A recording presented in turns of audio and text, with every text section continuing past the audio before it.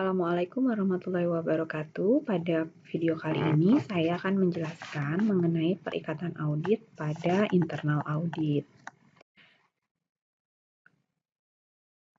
Di internal audit sendiri, jenis perikatan atau kalian lebih memahaminya dengan penugasan, itu ada dua. Yang pertama adalah layanan assurance dan layanan consulting.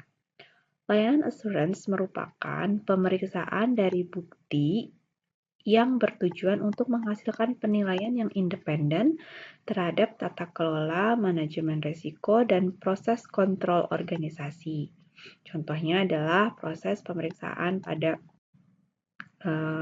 pengelolaan keuangan, proses pemeriksaan kinerja organisasi, kemudian proses untuk pemeriksaan sistem keamanan, pemenuhan dan uji kelayakan. Jadi kalau layanan assurance adalah proses memeriksa bukti-bukti audit yang nantinya akan menilai apakah tata kelola pada suatu organisasi itu telah sesuai atau tidak, layak atau tidak, gitu ya.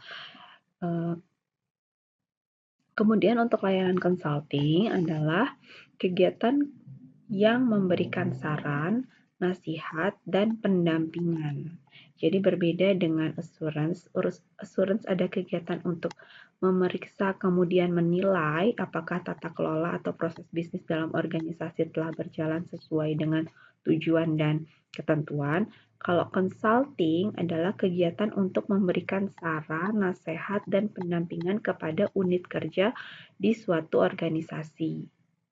Oke, jadi internal audit memberikan masukan, memberikan saran, memberikan pendampingan bagaimanakah unit kerja tersebut harus menjalankan proses bisnisnya, harus melakukan untuk mencapai tata kelola organisasi yang baik, yang pada akhirnya nanti tujuan perusahaan dapat tercapai secara efektif dan efisien. Jadi sangat berbeda ya antara jenis perikatan audit assurance dan consulting. Assurance untuk menilai, sedangkan consulting untuk memberikan saran, nasihat, dan pendampingan. Untuk jenis-jenis penugasan assurance itu banyak sekali. Yang pertama adalah financial assurance, yaitu penjaminan atas kewajaran, asersi, atau pernyataan manajemen mengenai keuangannya. Jadi sederhananya adalah penjaminan atas kewajaran laporan keuangan atau proses terkait dengan pengelolaan keuangan. Nah, financial assurance tersebut tujuannya adalah yang pertama untuk menguji eksistensi atau terjadinya suatu saldo akun atau terjadinya atau eksistensi suatu transaksi yang mempengaruhi saldo akun dalam laporan keuangan. Oke, jadi untuk menguji apakah memang, misalnya satu organisasi melaporkan ada kas sebesar 1 juta. Nah, financial assurance tujuannya adalah untuk memastikan bahwa memang 1 juta tersebut ada. Oke, yang dilaporkan oleh manajemen dalam laporan keuangan bahwa dia memiliki uang kas sebesar 1 juta, itu diperiksa eksistensinya bahwa uang tersebut memang ada. Jadi itu tujuan pertama dari financial assurance. Kemudian misalnya untuk menguji memang betul-betul terjadi suatu transaksi, misalnya dalam laporan keuangan dinyatakan bahwa telah terjadi penjualan barang dagangan sebesar 1 juta. Maka tujuan dari financial assurance adalah memastikan bahwa transaksi dari penjualan barang dagangan yang sebesar 1 juta itu memang betul-betul terjadi. Gitu ya. Jadi itu tujuan yang pertama dari financial assurance, menguji eksistensi atau terjadinya saldo akun atau transaksi yang mempengaruhi saldo akun dalam laporan keuangan. Kemudian yang berikutnya adalah untuk menguji kelengkapan. Oke. Menguji kelengkapan di sini maksudnya apa? Tentu saja karena ini berhubungan dengan finansial, berarti kelengkapan pelaporan saldo akun. Misalnya tadi organisasi menyampaikan bahwa memiliki saldo kas sebesar 1 juta. Financial assurance tujuannya adalah untuk memastikan bahwa yang 1 juta itu memang sudah lengkap dilaporkan seluruhnya. Tidak ada yang disembunyikan atau justru sebaliknya, tidak ada yang dikurangi. Jadi sebetulnya misalnya organisasi memiliki uangnya 1.500.000, tapi dia hanya melaporkan 1 juta gitu ya. Itu maksudnya di sini memastikan kelengkapan. Yang berikutnya adalah hak dan kewajiban. Financial assurance memastikan bahwa saldo akun yang tertera dalam laporan keuangan atau asersi manajemen yang tertera dalam asersi manajemen itu memang betul-betul adalah hak dan kewajiban si organisasi. Misalnya tadi ada saldo kas 1 juta, manajemen menyatakan bahwa dalam laporan keuangannya dia memberikan asersi manajemen bahwa organisasi memiliki kas 1 juta. Gitu ya. Nah, financial assurance harus bisa memberikan penjaminan atau memeriksa yang 1 juta itu memang betul-betul haknya organisasi tersebut, bukan haknya pihak-pihak yang lain. Gitu, itu maksudnya ya. Kemudian kewajiban, misalnya kewajiban terkait dengan hutang. Misalnya dalam laporan keuangan, manajemen menyatakan atau memberikan asersi bahwa dia memiliki hutang 500.000. Nah, financial assurance tujuannya untuk memberikan penjaminan bahwa memang hutang yang 500.000 itu merupakan memang betul-betul kewajiban si organisasi tersebut, bukan kewajiban pihak-pihak di luar organisasi. Kemudian yang berikutnya adalah penyajian dan pengungkapan. Jadi financial assurance itu harus memberikan jaminan bahwa penyajian dan pengungkapan atas saldo-saldo akun yang tertera dalam laporan keuangan itu memang sudah tepat. Oke. Misalnya tadi saldo kas. Jadi saldo kas itu memang disajikan sudah tepat, ya. Atau misalnya ada saldo persediaan. Nah, financial assurance itu bertujuan untuk memastikan bahwa nilai saldo persediaan yang tertera di dalam laporan keuangan itu disajikan sudah tepat, dihitungnya sudah tepat sesuai dengan aturan atau ketentuan yang berlaku. Gitu ya. Baik misalnya perhitungan persediaan barang dagangan yang menggunakan FIFO, LIFO, atau average, dan lain sebagainya. Yang penting memang penyajiannya itu telah tepat dan sesuai. Tuh. Misalnya kalau piutang itu berhubungan dengan umur piutang, gitu ya. Apakah piutang yang disajikan dalam laporan keuangan memang sudah sesuai disajikannya, sesuai dengan yang tertera dalam PSAK gitu, aturan bagaimana piutang tersebut harus diakui atau dihapuskan, gitu.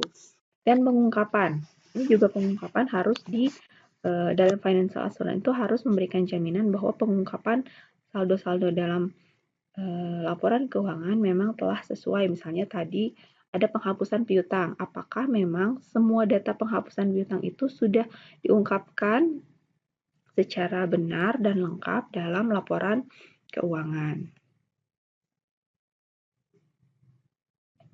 Oke, yang berikutnya adalah control assurance, yaitu penjaminan atas kecukupan dan efektivitas sistem pengendalian internal.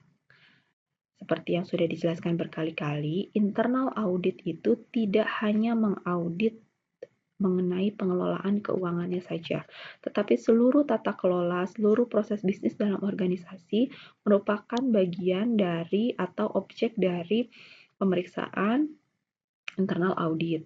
Ya. Nah, selain tadi ada financial assurance, juga ada control assurance, yaitu penjaminan atas kecukupan dan efektivitas sistem pengendalian internal.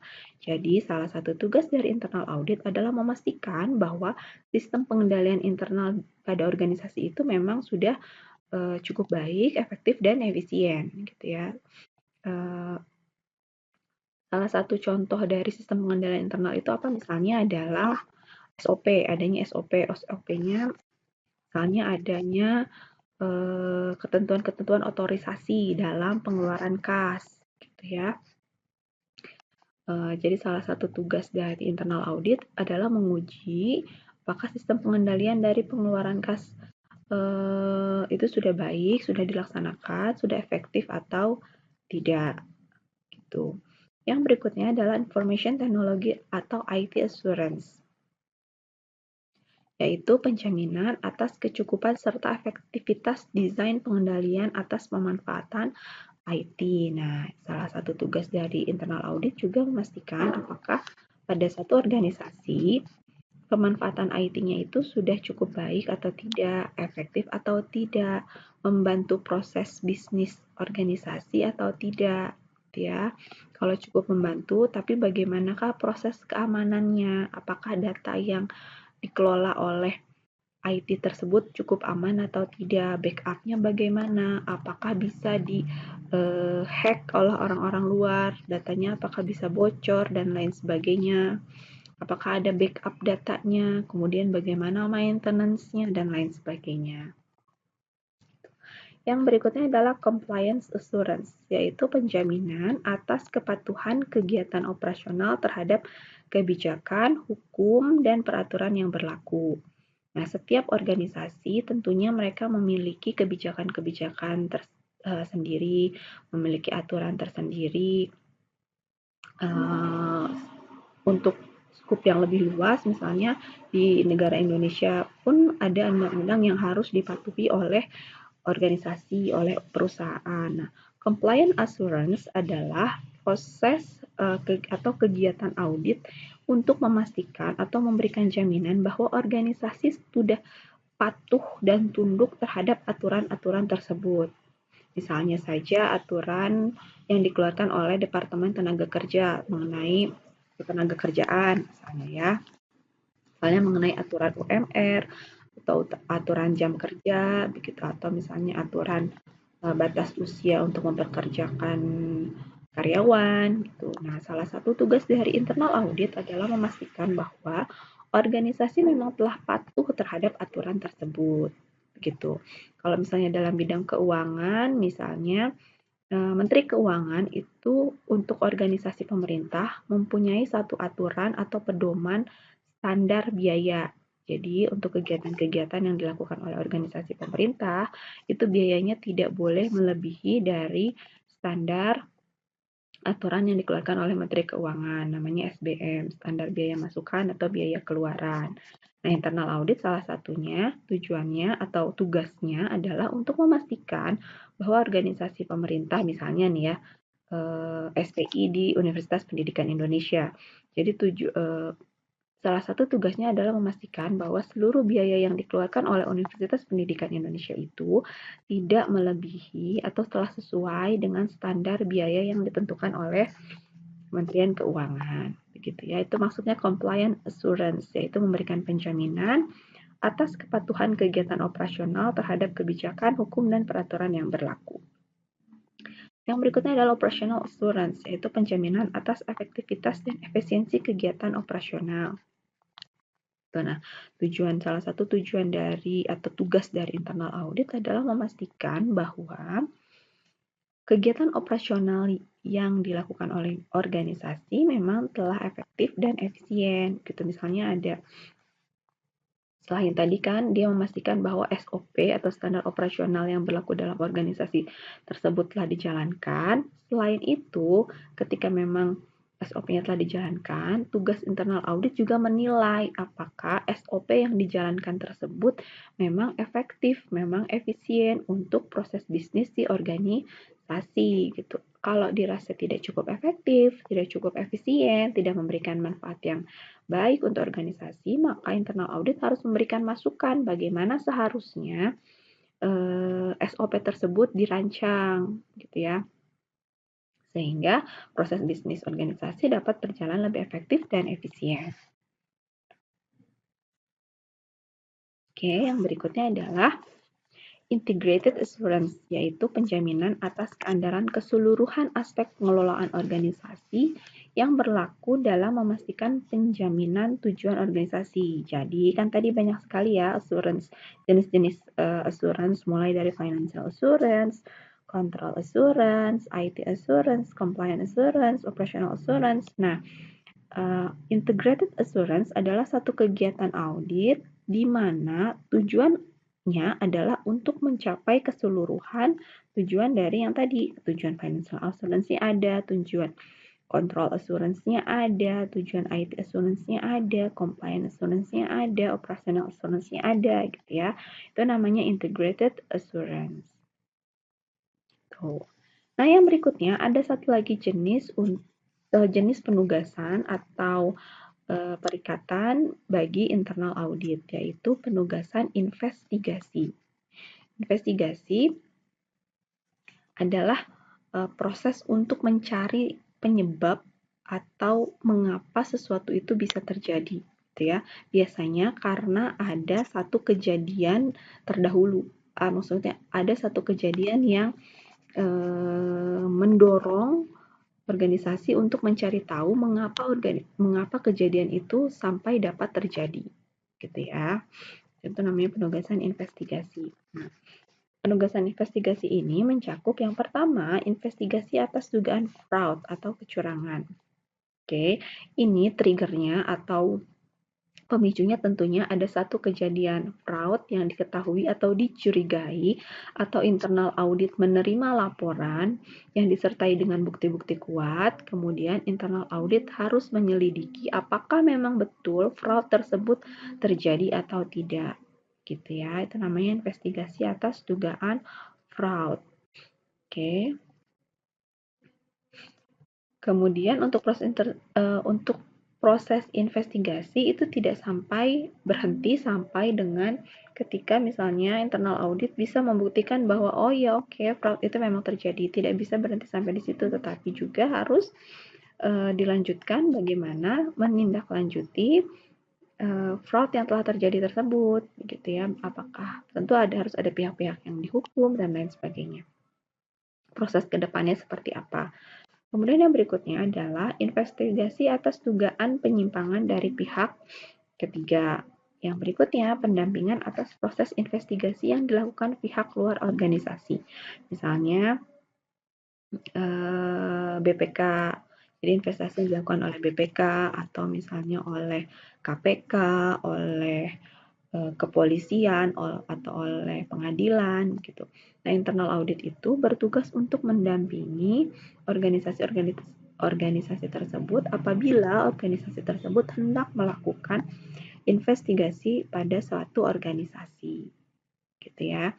Jadi sebetulnya tugas dari internal audit selain tadi yang pertama adalah mengaudit atau memberikan jasa assurance, jasa untuk menilai tata kelola organisasi, kemudian yang berikutnya adalah untuk memberikan jasa layanan atau konsultasi, jadi mendampingi, memberikan masukan, memberikan ilmu pengajaran kepada unit-unit dalam organisasi bagaimana menjalankan tata kelola yang baik. Yang berikutnya tugas dari internal audit juga memberikan pendampingan bagi organisasi eksternal atau pemeriksa eksternal ketika organisasi eksternal atau pemeriksa eksternal tersebut melakukan pemeriksaan di organisasi tersebut. Misalnya tadi BPK nih ya, misalnya BPK hendak memeriksa UPI atau KPK hendak memeriksa UPI. Nah, internal audit UPI itu mendampingi BPK dan KPK tersebut dalam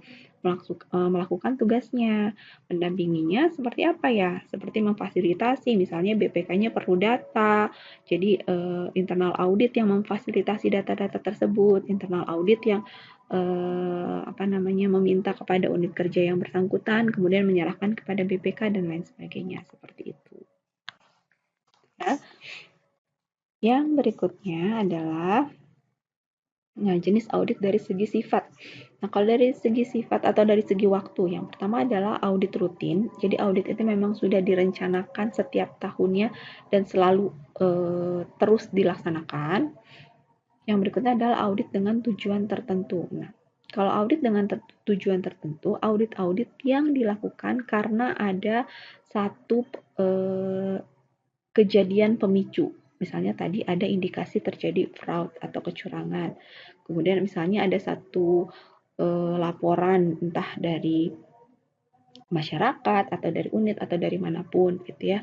Atau misalnya memang ada satu kegiatan yang biasanya kegiatannya kegiatan yang tidak rutin atau tidak biasa dilakukan oleh organisasi tersebut. Kemudian si internal audit diminta untuk mengaudit apakah tata kelola kegiatan itu telah sesuai dengan aturan atau tidak. Misalnya nih saat ini ada dana COVID kan. Dana COVID itu kan bukan dana yang rutin ya. Karena ada kejadian luar biasa pandemi COVID-19 ini, makanya pemerintah menggelontorkan bantuan dana COVID gitu. Nah, misalnya kemudian pemerintah itu ingin tahu apakah dana-dana COVID yang diturunkan kepada organisasi-organisasi tersebut dimanfaatkannya sesuai sasaran atau tidak, apakah ada kecurangan atau tidak, maka internal audit diminta untuk mengaudit si dana COVID. Nah, itu namanya audit dengan tujuan tertentu. Jadi ada kalau dari segi waktu itu audit bisa dibedakan menjadi dua, audit rutin dan audit dengan tujuan tertentu. Kalau rutin ya memang sudah terus-menerus dilakukan, misalnya audit pengelolaan keuangan, itu biasanya audit yang memang rutin dilakukan terus-menerus, setiap tahun pasti ada program kerjanya, atau audit yang tadi dengan tujuan tertentu, yang ada pemicunya, ada satu pemicu baik itu misalnya kecurigaan adanya fraud, atau ada satu kegiatan yang memang biasanya tidak dilakukan, seperti tadi bantuan dana COVID dan lain sebagainya. Yang berikutnya adalah penentuan tujuan audit. Nah, ketika internal audit telah menerima perikatan audit, telah menerima penugasan audit, maka langkah selanjutnya itu dia harus mulai menyusun program audit. Program audit tentunya harus didahului dulu tujuan auditnya itu apa, gitu ya. Jadi internal audit harus menentukan dulu tujuan auditnya itu apa. Dan tadi seperti yang sudah dijelaskan juga, tujuan audit dari internal audit itu sangat luas, sangat kompleks, tidak hanya berkaitan dengan pengelolaan keuangan, ya. Nah, tujuan audit dari internal audit bisa untuk mengevaluasi kecukupan desainnya bisa macam-macam, bisa desain dari SOP atau misalnya desain dari satu produk misalnya itu bisa juga menjadi bahan audit dari internal audit gitu. Tapi tentunya ketika dia mengaudit hal-hal tersebut, internal audit harus memastikan bahwa dia memiliki personel yang kompeten gitu. Misalnya kalau dia mau mengaudit suatu efektivitas suatu produk yang dihasilkan organisasi, misalnya dia memang punya satu auditor yang memang ahli dalam atau kompeten dalam menilai efektivitas desain produk tersebut. Nah, bagaimana kalau misalnya ternyata tidak internal audit, tidak memiliki sumber daya yang kompeten untuk menilai efektivitas desain tersebut? Dia bisa meminta atau meng-hire atau merekrut orang-orang yang ahli gitu di luar dari si unit internal auditnya. Jadi misalnya dia bisa hire konsultan yang lebih paham gitu dan lain sebagainya. Kemudian yang berikutnya adalah tujuan audit bisa untuk menentukan atau menilai efektivitas kegiatan operasional. Ya. Kemudian melakukan assessment atau penilaian terhadap kepatuhan. Tadi kepatuhan terhadap aturan, kepada pedoman, undang-undang, dan lain sebagainya. Kemudian menentukan efektivitas dan efisiensi bisa dari kegiatan, dari aturan, gitu ya, dari SOP. Misalnya kegiatannya ada tadi kegiatan dana COVID. Dana COVID-nya itu memang apakah sudah dilakukan, prosesnya sudah dilakukan secara efektif dan efisien tidak penyalurannya, gitu ya. Kemudian mengevaluasi keakuratan dari apa? Misalnya mengevaluasi keakuratan dari penyaluran dan dana COVID atau misalnya penyaluran atau penilaian pihak-pihak yang berhak untuk menerima bantuan dana COVID. Misalnya kan bisa saja dana COVID-nya ternyata disalurkan ke orang-orang yang sebetulnya tidak memerlukan gitu, tidak terlalu berhak menerima. Kayak misalnya kemarin di UPI itu ada program untuk bantuan bantuan untuk biaya kuliah kan, karena terkait pandemi gitu ya, karena ada pandemi tersebut, maka pemerintah mengeluarkan bantuan untuk mahasiswa yang terdampak COVID untuk mendapat bantuan uang kuliah. Nah, pada saat proses memutuskan siapa yang berhak memperoleh atau tidak, itu kan ada tahapan-tahapan yang harus dilalui kan. Nah, internal audit misalnya bertujuan untuk menilai apakah tahapan tersebut itu kemudian tahapan tersebut dan keputusan yang memperolehnya siapa-siapanya itu sudah cukup akurat atau tidak. Gitu. Bisa juga dilakukan oleh internal audit.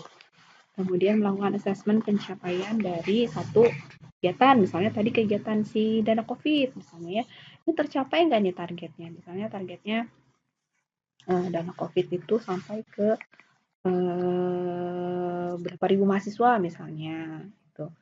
Nah, ini dinilai oleh internal audit, ini tercapai atau tidak si program ini. Gitu.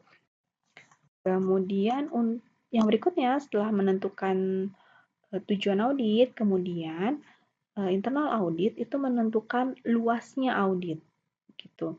Karena audit biasanya kan tidak bisa dilakukan secara populasi ya atau dilakukan secara keseluruhan untuk seluruh proses bisnis. Karena tadi kan internal audit maupun eksternal audit juga memiliki keterbatasan-keterbatasan, keterbatasan waktu, keterbatasan sumber daya auditor, keterbatasan dana dan lain sebagainya gitu. Jadi akan sangat sulit apabila auditnya dilakukan secara menyeluruh. Jadi seluruh populasinya itu diperiksa akan sulit begitu ya. Jadi makanya harus ditentukan dulu luas auditnya gitu. Nah, luas audit itu dibedakan menjadi dua. Yang pertama adalah boundary of process atau batasan dari satu proses. Ini maksudnya penugasan hanya ditujukan untuk mengaudit bagian dari suatu proses yang sangat luas. Oke, misalnya kalau di UPIN ya ada proses penerimaan mahasiswa baru.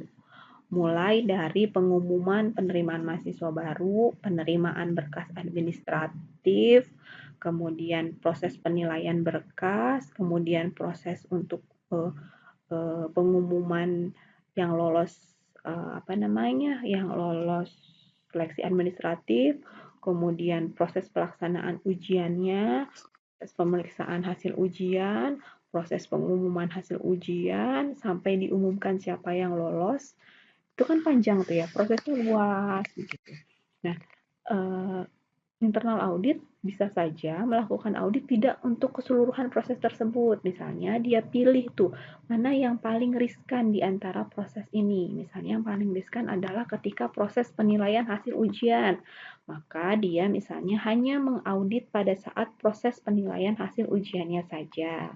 Itu namanya penentuan boundary of process. Jadi memeriksanya itu hanya sebagian dari seluruh proses yang luas gitu. Tapi apakah menutup kemungkinan dilakukan untuk keseluruhan? Tentu tidak. Kalau memang internal audit yang memiliki waktu yang cukup, jumlah auditor yang cukup gitu ya, dia bisa saja menguji keseluruhan prosesnya begitu. Dan itu mungkin dilakukan apabila yang tadi waktunya cukup, dananya cukup, auditornya cukup dan didukung oleh tools biasanya ya. Ketika internal audit didukung oleh tools audit yang cukup baik, biasanya scope-nya kan akan bisa luas. Scope auditnya akan lebih bisa luas. Ya. Kemudian ini misalnya in scope versus out scope location. Jadi penentuan luas audit yang selain dari proses bisa juga melalui in scope atau out scope location, yaitu penugasan hanya ditujukan untuk mengaudit area tertentu, bukan ditujukan untuk mengaudit keseluruhan area. Misalnya audit pengelolaan keuangan di Universitas Pendidikan Indonesia gitu. Karena keterbatasan waktu, maka internal audit UPI tidak bisa mengelola keseluruhan unit yang ada di Universitas Pendidikan Indonesia gitu ya. Jadi dia hanya memilih area-area tertentu, misalnya dia hanya memilih area di kampus UPI pusat yang di Setiabudi. Untuk yang area kampus daerahnya tidak dilakukan pada tahun ini, misalnya untuk tahun yang akan datang, begitu ya. Atau kebalikannya justru dari ada berapa ya kampus daerah di UPI? Ada dari 5 kampus daerah di UPI, misalnya lokasinya yang akan dijadikan objek auditnya hanya kampus Tasik, Purwakarta, Sumedang misalnya yang dekat-dekat begitu karena ada keterbatasan waktu misalnya. Itu maksudnya ya. Bedanya antara boundary of the process and in scope versus out scope location. Yang berikutnya, penentuan luas proses adalah subproses. Kalau subproses, penugasan hanya ditujukan untuk mengaudit subbagian dari suatu rangkaian proses. Misalnya tadi proses penerimaan mahasiswa baru, mulai dari pengumuman penerimaan mahasiswa, proses pengumuman, kemudian proses penerimaan syarat administrasi sampai dengan pengumuman kelulusan. Nah, misalnya yang tadi yang saya ambil adalah atau internal audit ambil adalah proses ketika pemeriksaan hasil ujian. Nah, dalam proses pemeriksaan hasil ujian itu kan ada sub-sub proses lagi tuh, misalnya pemeriksaan yang PG atau pemeriksaan yang esai gitu ya. Jawaban yang PG, jawaban yang esai misalnya. Atau pemeriksaan untuk level sarjana atau untuk level diploma gitu atau misalnya pemeriksaan untuk ujian yang mata kuliah umum dengan mata kuliah khusus gitu. Itu kan dalam proses pemeriksaan ujian aja ada sub-sub prosesnya lagi. Nah, si audit itu ditentukan dia mau mengaudit sub proses yang mana gitu ya. Apakah hanya ujian yang riskan itu adalah yang esai misalnya ya, jawaban yang berupa esai gitu karena akan sangat terlibat faktor-faktor subjektivitas gitu ya. Itu bisa seperti itu ditentukan. Jadi periksanya karena keterbatasan waktu hanya yang proses penilaian untuk yang soal-soal esai saja gitu, proses penilaian soal esai. Tapi apakah bisa seluruhnya? Bisa. Kalau memang memiliki waktu dan sumber daya yang cukup ya periksa saja seluruhnya begitu. Yang berikutnya adalah luas audit yaitu komponen. Kalau komponen ini lebih kecil lagi ya. Jadi penugasan hanya ditujukan untuk mengaudit komponen tertentu dari suatu proses gitu ya. Jadi ini bagian kecil lagi dari yang subproses gitu ya. Yang berikutnya adalah time frame limitation, yaitu penugasan hanya mencakup jangka waktu tertentu. Misalnya pengelolaan laporan keuangan 2020, tapi karena keterbatasan waktu, misalnya yang diperiksa hanya sampai dengan semester 1 begitu, atau misalnya hanya triwulan kedua, triwulan ketiga gitu ya. Itu maksudnya time frame limitation. Nah, dari proses-proses audit, proses-proses assurance tersebut akan ada potensi-potensi hasil audit yang akan didapat oleh si internal audit gitu ya. Tentunya potensi jika terjadi kecurangan ya, kalau potensinya memang sesuai, bukan potensi temuan yang memang sudah sesuai dengan standar atau tujuan bisnis. Nah, untuk assurance laporan keuangan, potensi hasil audit yang mungkin ditemukan adalah adanya kesalahan saldo akun atau ada pengungkapan dalam laporan keuangan yang tidak sesuai dengan standar. Ya, jadi kemungkinan hasil audit yang ditemukan dalam kegiatan audit laporan keuangan atau assurance atau financial assurance itu adanya kesalahan saldo akun dan atau pengungkapan dalam laporan keuangan. Tuh. Yang berikutnya adalah assurance untuk menilai pengendalian internal. Kemungkinan temuannya adalah aktivitas pengendalian tertentu tidak bekerja secara efektif dalam mencegah potensi penyimpangan atau kesalahan. Artinya, sistem pengendalian internalnya itu kurang baik, tidak efektif, tidak efisien, sehingga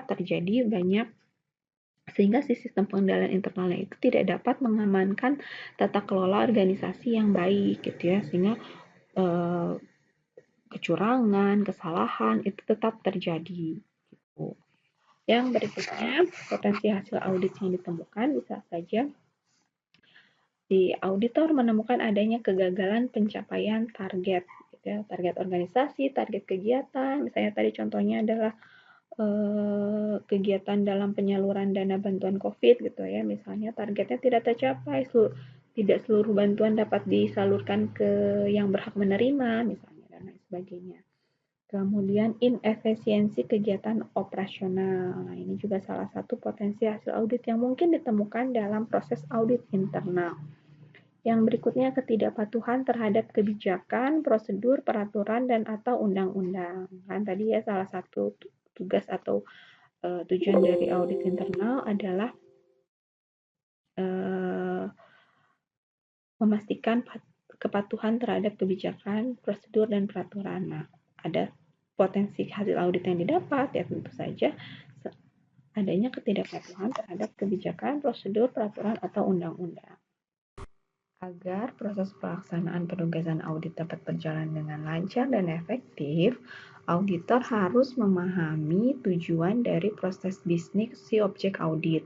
Dia harus paham bagaimana karakteristik objek audit, termasuk juga standar-standar yang berlaku untuk memastikan pencapaian tujuan organisasi.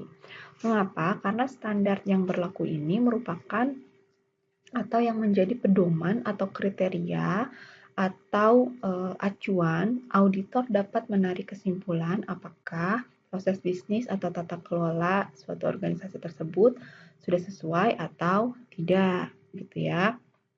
Ya kan, dia bisa mengatakan bahwa atau menarik kesimpulan bahwa tata kelolanya sudah sesuai dengan pedoman A. Maka ya tentu dia harus paham betul bagaimana si pedoman A tersebut. Tata kelolanya sudah sesuai dengan standar A, maka dia harus paham betul bagaimana standar A tersebut, gitu ya. Nah, kualifikasi tujuan atau standar dalam proses bisnis itu bisa bermacam-macam. Yang pertama bisa tujuan atau standar operasional, kemudian ada tujuan atau standar pelaporan, kemudian ada tujuan atau standar kepatuhan, ada tujuan atau standar strategik, dan lain sebagainya, gitu ya. Setiap tujuan audit tentunya dia harus mencari tahu dulu bagaimana standarnya, apakah yang standar yang akan dipakai untuk dijadikan sebagai acuan atau kriteria.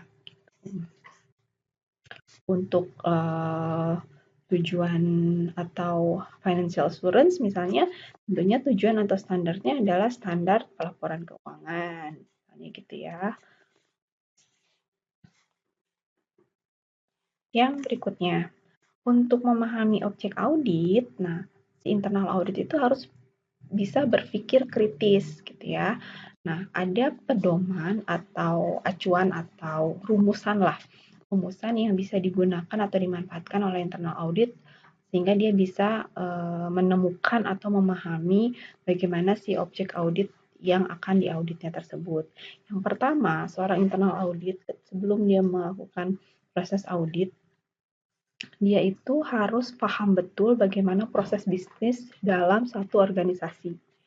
Ya, kemudian mengapa sih proses bisnis tersebut itu ditentukan atau mengapa proses bisnis itu dilakukan oleh si organisasi tersebut? Tujuannya apa? Nah, internal audit itu harus mencari jawaban atas pertanyaan ini. Kemudian yang berikutnya, tujuan strategik organisasi mana yang akan dicapai, ya. Jadi harus tahu dulu internal audit tujuan strategi organisasi mana yang akan dicapai oleh si organisasi dan bagaimana cara mencapainya. Tentunya organisasi sudah punya strategi dan langkah-langkah atau perencanaan untuk mencapai si tujuan organisasi ya. Nah, internal audit harus paham betul bagaimana sih cara untuk mencapai tujuan organisasi tersebut. Kemudian yang berikutnya, proses bisnis seperti apa yang akan membantu pencapaian tujuan strategik organisasi. Ya. Jadi untuk mencapai tujuan tersebut, proses bisnisnya harus seperti apa? Nah, internal audit pun itu harus paham, dia harus bisa menjawab pertanyaan ini. Dan yang berikutnya adalah internal audit harus paham proses bisnis mana yang mungkin bisa mengganggu tujuan atau pencapaian si tujuan organisasi gitu. Jadi sekian banyak proses bisnis yang dilakukan oleh organisasi, internal audit itu harus bisa menemukan apakah ada satu proses bisnis yang mungkin bisa menjadi penyebab dari gagalnya organisasi mencapai si tujuan tujuan organisasi gitu ya.